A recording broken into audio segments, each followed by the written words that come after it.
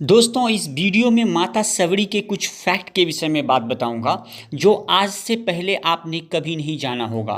तो सबसे पहला फैक्ट नंबर 1 ये है कि माता सबरी किस जाति के थे। तो देखिए दोस्तों, माता सबरी वीडिनी जाति के थे। अच्छा, वीडिनी जाति, और कहीं कहीं तो ये भी लिखा है कि माता सबरी साबर जाति के थे। अब साबर जाति आदिवासी जाति का एक आधार होता है, एक रूप होता है।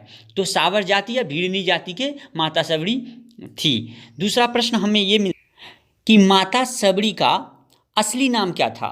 माता सबरी का असली नाम क्या था? माता सबरी का असली नाम था श्रमणा।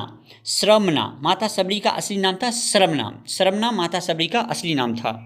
माता सबरी के गुरुजी कौन थे? तो माता सबरी के गुरुजी मतंग मुनि थे। मतंग मुनि उस समय के बहुत ही फेमस मुनि हुआ करते थे। तो मतंग मुनि जो थे वो माता सबरी के गुरुजी थे। माता सबरी क्यों विवाह नहीं की? माता सबरी इसलिए नहीं विवाह की क्योंकि उस समय में भिड़नी जाति जो हुआ करते थे, सावर जाति जो हुआ करते थे, उसमें नियम क्या था कि छोटे जाति में नियम हुआ करता था, क्योंकि जब शादी विवाह होता था तो उस समय में जानवर की हत्या करके उसका मांस बना करके बरियातियों को खिलाया जाता था। तो ये बहुत सारे जानवर थे उस समय उनके पास। तो माता सबरी के जो पिताजी थे वो भीड़ जाति के मुखिया थे। तो उन्होंने देखा, माता सबरी ने देखा कि उनके पिताजी बहुत सारे जानवर को बंदी बना के हैं और उनका हत्या करने वाले हैं और उनका मांस बरियातियों को खिलाने वाले हैं। इस दुख से उन्होंने विवाह नहीं की और वो घर छोड़ करके घर से चली गई। दोस्तों, अब ये एक और प्रश्न आ गया, किस जंगल में माता सबरी ने तपस्या की और राम भगवान को प्रसन्न की? तो पहले सुनिए। पहले है ऋषिमुख पर्वत के पास दंडकर्णी वन था। ऋषिमुख पर्वत के पास दंडकर्णी वन था। उसी वन में माता सबरी ने तपस्या की और जहाँ पर ही उनके गुरुजी मतंग मुनि थे और मतंग मुनि के आश्रम में मतंग मुनि अपने घर दिए थे उन्हें रहने के लिए, और उसी घर में उन्होंने तपस्या की और भगवान श्री राम को प्रसन्न किए हैं। और अंतिम प्रश्न है, क्यों माता सबरी ने आत्महत्या की? तो दोस्तों देखिए, माता सबरी ने आत्महत्या इस जन्म में नहीं की। माता सबरी ने आत्महत्या पूर्ण जन्म में की थी। उनकी जो पिछले जन्म थी उसमें माता सबरी ने आत्महत्या की थी। तो इसका कारण ये है कि माता सबरी का जो पहला जन्म था, जो पिछला जन्म था, उसमें माता सबरी एक रानी थी और उनके पति राजा थे। वो लोग ऊंचे कुल और ख़ानदान के थे। तो ऊंचे कुल और ख़ानदान के होने के साथ साथ उन्होंने प्रयागराज में कुंभ मेला देखने के लिए, माता सबरी को बहुत इच्छा थी कुंभ मेला देखने के लिए, तो राजा ने माता सबरी को कुंभ मेला घुमाने के उद्देश्य से माता सबरी को प्रयागराज गए लेकर के। और प्रयागराज में जाने के बाद माता सबरी जो थी वो अपने राजा को कहते हैं कि मुझे संतों के साथ भगवान श्री राम का नाम जपना है, क्योंकि आप यदि प्रयागराज नहीं गए होंगे या किसी कुंभ मेला में नहीं गए होंगे तो आपको नहीं पता होगा कि कुंभ मेला की क्या विशेषता होती है। ये एक अलग ही धर्म का भूमि होता है और उसमें भगवान साक्षात वहाँ पर प्रकट होते हैं और ये आपको सिर्फ रियलाइज आप कर सकते हैं, क्योंकि जैसा आपका मन रहेगा तो वैसा आपको फल मिलेगा, भगवान वैसे ही फल आपको देते हैं।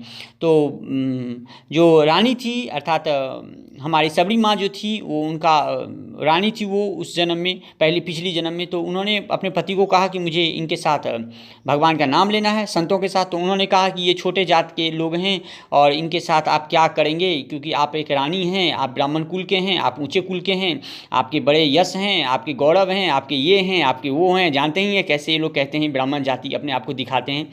तो माता सबरी बहुत बुरा उनको लगा सुन करके कि संतों का बुराई कर रहे हैं, मैंने उन मुखों को बुराई हो रहा है जिस मुख में भगवान श्री राम का वास है, उन संतों का बुराई कर रहा है। तो माता सबरी ने ऐसे अपमान सुनकर, ऐसा अपमान भरा बात सुन करके अपने पति का, उन्होंने बगल में गंगा का शीतल जल जा रहा था, सुबह सुबह उन्होंने प्रातःकाल उठा और उठ करके गंगा में अपने शरीर को वहाँ पर विसर्जन कर दिया, अर्थात उसमें उन्होंने अपने प्राण त्याग दिए। और प्राण त्यागते त्यागते उन्होंने माता गंगा से ये आशीर्वाद लिए, बोले माँ गंगा, अगले जन्म मुझे ब्राह्मण जाति में, रानी जाति में, ऊंचे कुल में और सुंदर रूप में मुझे जन्म ना देना, मुझे छोटे जाति में जन्म देना, लेकिन मेरे मुख में भगवान श्री राम का नाम रहे, मुझे बस ऐसा आशीर्वाद देना। तो इसीलिए इस जन्म में माता सबरी अर्थात श्रमणा जिनका उनका असली नाम था, श्रमणा से सबरी पड़ा।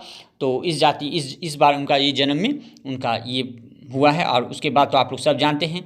अच्छा, कितने कुछ प्रश्न ऐसे भी आते हैं कि कितने साल माता सबरी ने श्री राम का तपस्या की। देखिए दोस्तों, ऐसे बहुत जगह पर अलग अलग बात यहाँ पर लिखा गया है, लेकिन हम जहाँ तक कि जानते हैं 10,000 साल ने माता सबरी ने तपस्या किया। भगवान को तपस्या और भगवान का रूप में आना ये कोई मामूली बात नहीं है, भगवान को दर्शन करना। तो 10,000 साल माता सबरी को लग गया।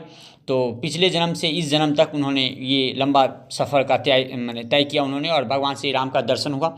एक अंतिम प्रश्न है, ये प्रश्न है कि माता सबरी को किसने आशीर्वाद दिया कि भगवान स्वयं तेरे पास चल के आएंगे। तो मतंग ऋषि, उनके गुरुजी ने उनको आशीर्वाद दिया, क्योंकि माता सबरी एक छोटे जाति के थे, वीर जाति के थे। तो उस समय में रूल क्या था, जो छोटे जाति के होते हैं वो सिर्फ सेवा करते हैं।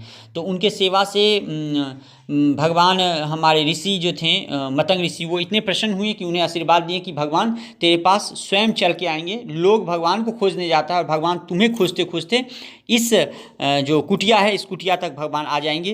तो बस तुम भगवान का दर्शन कर लेना और उसी वक्त तुम्हारा मोक्ष प्राप्ति हो जाएगा। तो बहुत बहुत धन्यवाद इस वीडियो को सुनने के लिए। और भी यदि इस वीडियो को आप अपने दोस्तों तक पहुंचाना चाहते हैं तो आप जानते हैं क्या करना पड़ेगा, समझदार हैं आप लोग। जय श्री कृष्णा, राधे राधे। उमेश कुमार मिश्रा को सुनने के लिए बहुत बहुत धन्यवाद।